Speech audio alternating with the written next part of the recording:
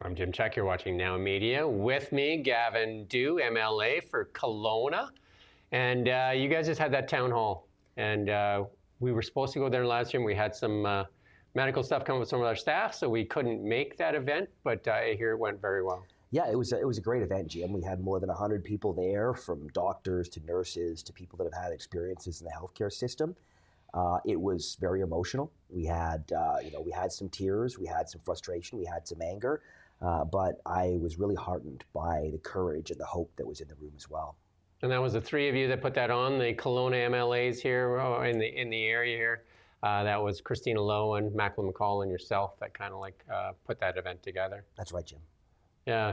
And then just recently, you and I have talked a few times now on this issue here with Interior Health. Susan Brown has resigned now, in a way, I guess. She's stepping back, and they're looking for they got an interim CEO in place now. Is that enough for you guys now, or is there more? Because you and I talked, how deep does the rot go, and does the rot go up or down? Where is that at? Yeah, that's a really good question, Jim. I think that Susan Brown's departure, as long as it did take, ultimately was the right decision, but to me it was only the beginning. No organization depends only on one person. It's crucially important that Interior Health gets turned around, and a big part of that is clearly that there's been a breakdown in culture, a breakdown in communications, and a breakdown in trust between the corporate and clinical sides of the operation, particularly from a leadership level. So I think it was important that Susan Brown did exit, because that does create room for a reset in the relationship and for a new direction under new leadership. But again, I think that really is just the beginning of the process of resetting the organization and establishing a new and more functional culture that allows all of the good, hardworking, smart people in the organization who want to make it better to be able to contribute their ideas and to feel as if their efforts to improve things are happening because of, rather than in spite of, leadership. That letter that was leaked recently too, that 2022 letter from the Okanagan mayors there, is that the smoking gun that puts more of the attention right on the BC NDP? Because what was done about that communication obviously is a big part of this problem. Communication with the doctors, communication with the nurses, and then, obviously the CEO, I guess, is the one responsible in this area. But does that letter point the finger at the health ministry and the BC NDP government? Well, sure, Jim. Just to take a step back and tell folks what the letter was. More than a year and a half ago, or what was it, two and a half years ago? 2022, a group of 5 mayors in the area wrote a letter to Adrian Dix, then the Minister of Health. And what they said was that there were major problems in communications with Interior Health. They, as mayors, were unable to get information, were unable to get engagement, and they directly called on Adrian Dix, who was then the Minister of Health, to remove and replace the CEO of Interior Health in order to reset that relationship. So years ago, the Minister of Health was hearing loud and clear that there was a breakdown in communications and that the problem appeared to be at a leadership level, and he did nothing. As far as I'm aware, there was not even an acknowledgement of that letter. There was no meetings that came out of the letter. There was no action that came out of the letter. So what really concerns me, Jim, is that, yes, we've had one incremental change in terms of one leader in the organization has left. Yes, that is important because it symbolically turns the page for all those people in the organization. But it really feels as if there is and has been a bunker mentality at the top levels of the organization that started with the former Minister of Health, that appears to continue with the current Minister of Health, Josie Osborne, who finally set foot in Kelowna General Hospital 224 days into her time as Minister of Health. It appears as if there is a bunker mentality from the board or the board chair of Interior Health, who seems to think that nothing was wrong, everything was fine, that there was no issue whatsoever. And clearly there was a bunker mentality in that senior executive team. I've heard that time and time again from people that have worked in the system, from local leaders who have tried to interact with the system, that there was a really impenetrable bunker mentality that seemed to treat all efforts at engagement and all efforts at constructive criticism as being a rebellion. Or as being what was described as a physician revolt in one internal email that I was told about. They seem to treat it as though anyone offering criticism, constructive criticism, offering ideas was out for their heads rather than doing what they should be doing, which is working to make the system better. So that has to be reset. There has to be a new culture, a new level of communication, and there have to be really loud, clear signals to all of those folks working in the hospital, especially to clinical leaders on the medical side of the equation, that things have changed, their voices will be heard again, they will be listened to again, and that they can actually offer constructive criticism and expect that it will be taken up and used to make the system better, rather than expecting that there will be retaliation or that they'll be marginalized for offering criticism, as has happened, and frankly, and as happened as recently as this Monday, when Minister Josie Osborne finally came to town, finally visited the hospital, and doctors who have been critical were apparently deliberately excluded from meetings with her. Yeah, this does open the door, though, the parting of Susan Brown, the CEO here. I guess it opens up a door, at least, and that's what you guys were saying, is that not necessarily all the blame rests with her, but if she's already retiring, it doesn't give us a path forward, and this opens a door. But and I look to the Ministry of Health there because of that letter, and we got a 7-minute interview. We were granted a 7-minute interview, and we did ask the question on the letter, and we got kind of a roundabout answer, which was a non-answer.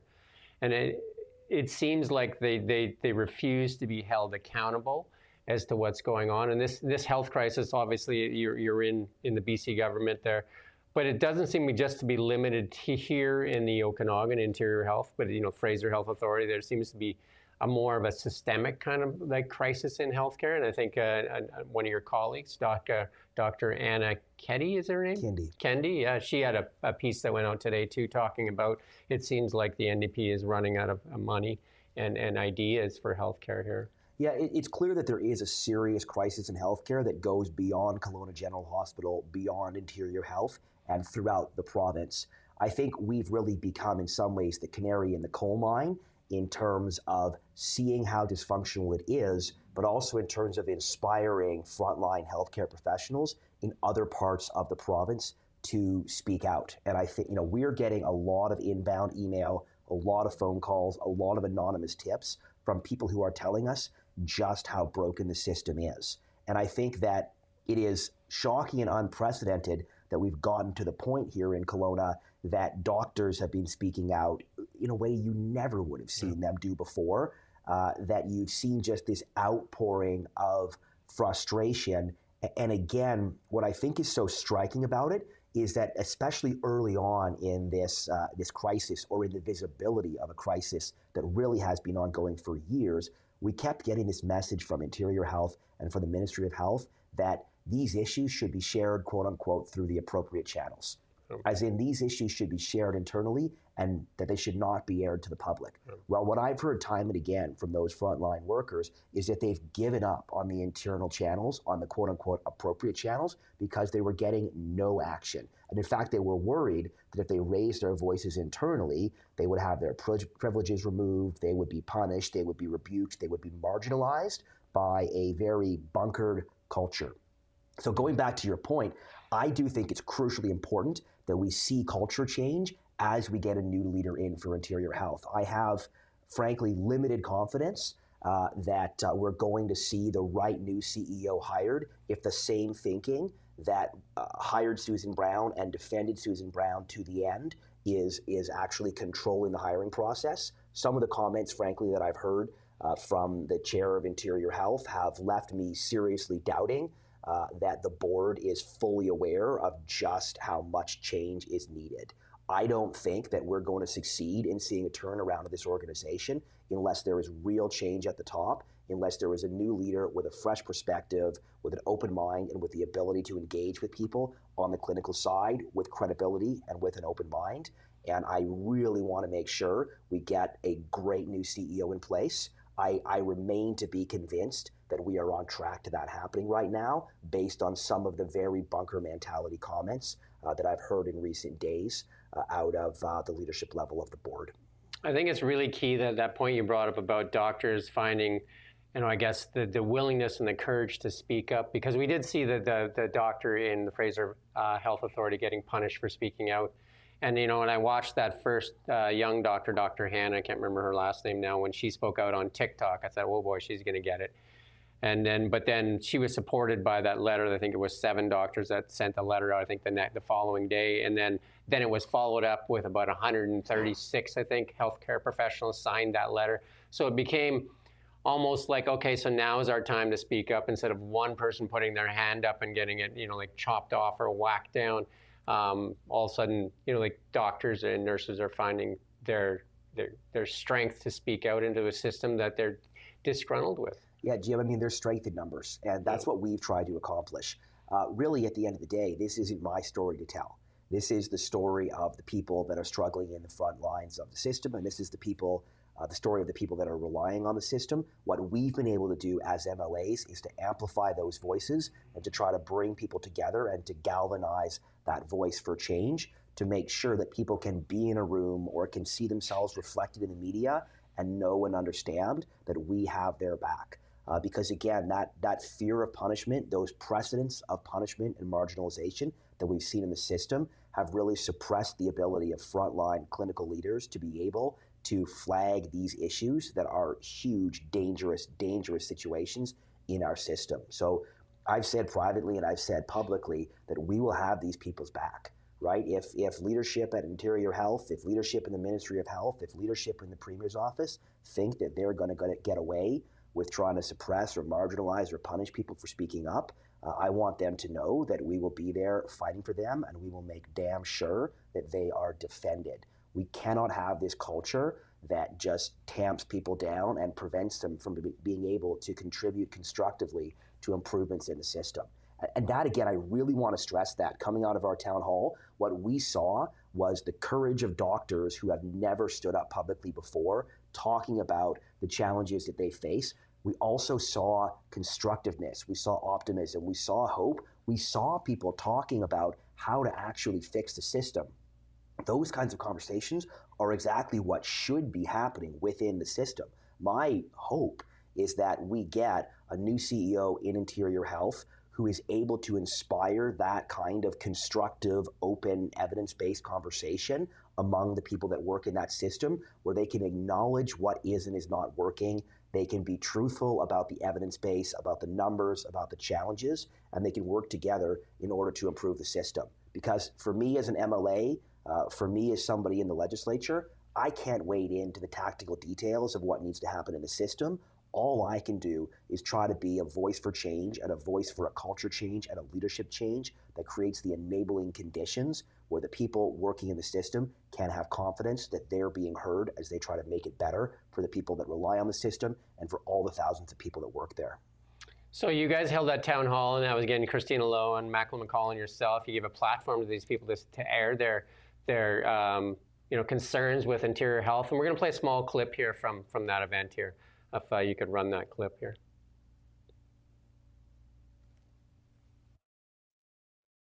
Kelowna talking about the healthcare crisis. More than 100 people came out to share their stories, their feedback, and their ideas on how to make our healthcare system better. I have seen firsthand a lot of different scenarios in the hospitals that sometimes the public's not aware of, and those are the issues that are coming up here tonight. Well, I think the system has been progressively broken for a long time. I think it's reaching a critical point. You're getting enough momentum that people are recognizing the time to speak out and the importance of it. Yeah, and I think what we're learning here is that a lot of people feel censored, they feel muzzled, and we're finding the power and the health in coming together as a society and discussing the topics. Well, you can see that we only have half of what we should have for pediatrics. We don't have a pediatric ward, and we don't have pediatricians who can see children in the emergency room. So if your child needs to be admitted to the hospital, that won't happen at Kelowna General Hospital now. This is an unprecedented situation, and we do not know of anything similar that has ever happened in British Columbia, where a major hospital has lost such a key component of its services. Yes, and it's very clear from the passion we saw in the room today, just how many doctors and nurses, technicians, all kinds of healthcare workers how important it is to make sure that their patients are put first. Currently, there's 700,000 people in BC that do not have a family doctor. We have emergency rooms closing left, right, and center. You have doctors speaking out in Surrey, Abbotsford, all across the province. And it's just something that needs to be addressed now, because if we don't do it now, it's just going to continue to get worse. When it comes to care, we all want the best level of care, and we want to take care of all of our people. So I think it's time that the NDP takes this more seriously and does something about it. We're so thankful for all the great people that were here tonight. And I think what we really concluded with was a sense of optimism and hope that if we work together, if we keep on pushing for positive change, and if we acknowledge the great work that's being done by so many fantastic people in our healthcare system, we can keep the pressure up and get this thing done and make our healthcare system work again. Right, during that clip, obviously a successful event there for you guys to give people a chance to speak, and you had some doctors there as well. Yeah, I was really struck by it. We've seen such an outpouring of engagement with this subject. Obviously, more than 100 people there last night, but I would say we've been on the news every day about this. This has been the topmost read story on a number of different local news outlets. And I think, again, we're leading a provincial conversation. What I want to stress that I think is really important is, look, yes, we're politicians. There is politics involved in this. Our job is to be critical of the government. But what we want, and what everyone that I've talked to wants, is to make the system work again, to make it better, to make sure that people working in the system who want to be there, who want to be engaged, who want to be part of the solution, are empowered to do that. So much of the commentary that I've tried to offer over the course of the last month or 6 weeks as this has been playing out has been really just being paint by the numbers, organizational turnaround and crisis management. It's been pointing out that you can't turn around an organization on your way out the door. It's been pointing out the importance of leaders showing up and engaging with people in the organizations that they lead in an unfiltered, respectful way that gives them the opportunity to share their feedback. And it's been making sure that that engagement is authentic, not just lip service, not just crisis communications, but real, true leadership focused on engaging the people, because you can't turn an organization around without having the people on board. So I'm proud of what we've been able to accomplish so far. One of the comments from the NDP was that we need to work together on this, and that, they didn't really want it to be publicly aired. Have they offered the Conservatives an opportunity to help select a new CEO? Have you been invited into some of those meetings and discussing this situation? Because they said, let's work together on this. So have they offered you that opportunity? No. So Jim, I'll be honest. I became the MLA for Kelowna Mission, in which Kelowna General Hospital sits, on October 19th.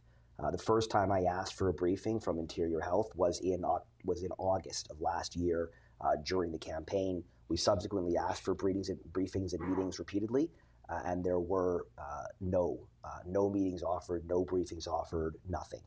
We ultimately toured Kelowna General Hospital at the invitation of ER doctors, not Interior Health. It took until about 6 weeks ago for us to finally have a meeting with Susan Brown. They gave us all of half an hour. We have reached out to the Minister of Health repeatedly. I have not heard back from the Minister of Health. During that meeting with Susan Brown, that was about 3.5 weeks ago, I asked the Chief of Staff to the Minister of Health to provide us with monthly briefings from Interior Health until such time as this crisis is resolved. It's been more than 3 weeks, and I'm still waiting for confirmation that those briefings will actually be made available. The Minister of Health showed up to Kelowna on Monday, did not reach out to local MLAs, did not reach out proactively to media. Most of us learned this is how it was happening via the rumor mill over the weekend. So do I believe that we should be working together on this? Absolutely. Do I believe that there is an earnest intent to actually work together collaboratively, to be open-minded, to break down that bunker, and to try to work together? So far, I haven't seen evidence of that. I'm very open to being convinced. I'm obviously very open to being part of a constructive solution here. That's what I want. I have a 4-year-old and a 7-year-old. I want to be able to depend on the healthcare system locally when my family needs it, and I want every other family here to be able to depend on the system. That is my priority, but I will keep on pushing until we get change. So those words ring kind of hollow when they say, let's work together on this. And then I think they have to recognize that you were elected by the majority of voters here in the Okanagan Valley, and that's the three of you. And then so there should be some allowance or at least letting you know what the problem is so that you can work together on this. I mean, to me, those words ring really hollow, and lots of times they use those words to try and silence people, which is, not really productive as well, especially when doctors are speaking out. And I guess the big question I have, Susan Brown steps down. Does that now allow for conversations to get the pediatricians that have left the hospital to come back possibly? I mean, Jim, it should. We're hearing talk still of hiring new pediatricians from elsewhere. And obviously, from my perspective, anything that gets that unit up and running is a step in the right direction. Right. But I still worry. We have 20 pediatricians in Kelowna who have declined to work at KGH. That's among the highest number of pediatricians per capita almost anywhere. But those folks have declined to work in the working conditions, in the culture that exists right now at KGH. And that to me is just really striking, not only in terms of the pediatric situation, but the situation more broadly. When we saw the Ministry and Interior Health continually talking about how we're going to hire more new doctors from elsewhere to come here, at the same time as we have doctors here who won't work in the system, the metaphor that I used is that it was like they were looking for new meat for the meat grinder. And what we really need to do is obviously improve retention and make sure that there is a healthy culture there that people want to work in, not one that people actively are trying to avoid working in, which is something I've heard from so many healthcare professionals. I have actually spoken with doctors who have chosen to literally live in Kelowna and work at other hospitals rather than work at KGH. So there has to be a culture turnaround there. And that starts at a leadership level. Yeah, I know we're spending like $5 million right now to campaign or run social media ads down south into Washington and Oregon and that to try to get doctors and nurses to come here. And I think that money might be better spent to try and convince the doctors that are here, that know the system, that KGH is a good place to work, as opposed to spending that money there. And I talked to a travel nurse the other day, who's a Calgary nurse that actually is going to Seattle and work because it's more money. They make more money at it. And I said, what's the like the talk down there? Is anybody talking about coming here? She said, I mean, that's her small influence there. She said nobody's talking about it, but I mean, the money's a big difference down there. Well, Jim, I mean, there's a couple of things. Obviously, there is a financial difference. People do respond to financial incentives. That's part of it. But people also want to work in a place that has a healthy culture where they don't feel morally and professionally compromised. And the reality is this: you can spend $5 million on advertising, but doctors talk, nurses talk, people talk. When there is a toxic culture, which that has been described to me as what's happening. When there is a toxic culture, all it takes is a Google search to discover it. All it takes is talking to a doctor, talking to a nurse, talking to somewhere in the system, and discovering, hey, I don't know if I want to work there. So as one pediatrician put it to me, you can't recruit into a toxic culture. So fix the culture, and that in itself will be an advertisement for working here. Who wouldn't want to live in Kelowna? It's the best place on earth. It's an amazing place to live, to raise a family. It's a great place to work. There are amazing people working in our healthcare system, but if that culture is broken and if that leadership is not listening, then that becomes a reason for folks to not want to work there. So we have to fix that, and that will be a better advertisement for working in Kelowna General Hospital or anywhere else in our healthcare system. That will have a much bigger impact than renting a coffee truck in Seattle and doing a bunch of performative BS, which seems more geared toward trying to fool British Columbians into the belief that this government is working towards solutions, when the reality is the problems are staring us all right in the face. We can see them with our own eyes. Stop trying to fool us. Fix the actual problems. Fix the culture. Value the people. Retain the people. And let's get healthcare working again. Yeah, it seems like common sense. If I was a pediatrician working in Seattle, the first thing I would do was phone a pediatrician or send an email to a pediatrician here and say, hey, what's going on up there? Why do you guys lose that many pediatricians? Exactly. And then, they would probably, they'd be very candid with each other. And he said, okay. But Jim, one of the things that really shocked me as I learned more about what's happening is the amount of pressure from the corporate side of the system telling doctors, telling nurses, telling frontline workers, don't speak out about what's happening here, because if you speak out, that'll make it harder for us to recruit. Well, that's BS. That's absolute BS. What are we doing? Trying to fool people into coming and working in our system? We shouldn't be doing that. We should be in a place where the people that work in our hospitals, that work in our healthcare system, are proud of working there, are excited to go to work every day, feel valued, and they're going to talk about that to other people who are considering working here. And that in itself will be the best recruitment drive you can ever see. So we need to turn things around so that that confidence and that trust is rebuilt, and that will be a major step in the right direction. I think it all starts with trying to get these pediatricians to go back to the hospital, because that'll be a testament to that this it's is a huge signal, Jim. It's a huge signal, right? It's I think one of the important things to recognize, and as I've dug deeper into the system, I've come to learn a lot about this. The situation with pediatrics is obviously a very high profile symbol of what is happening, but it's a system there, right? When you don't have that pediatric care, that adds pressure on the emergency room, that adds pressure on every other part of the hospital. You keep squeezing that balloon in one place, it gets bigger in another, then bigger in another, and eventually it pops. And the consequences of that in our healthcare system is that people get hurt and people die.